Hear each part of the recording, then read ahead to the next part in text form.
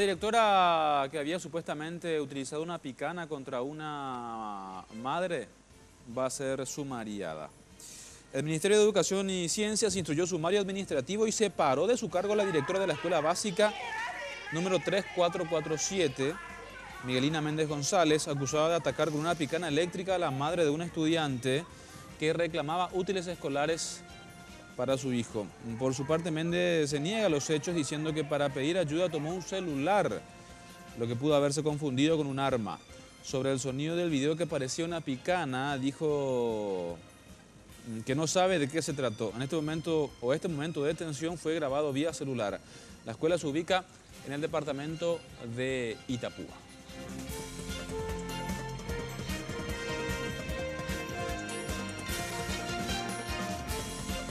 Trabajar en esta escuela. Sí. Me da tanta pena que venga una maestra como usted. ¿Sabes? No me pone, no me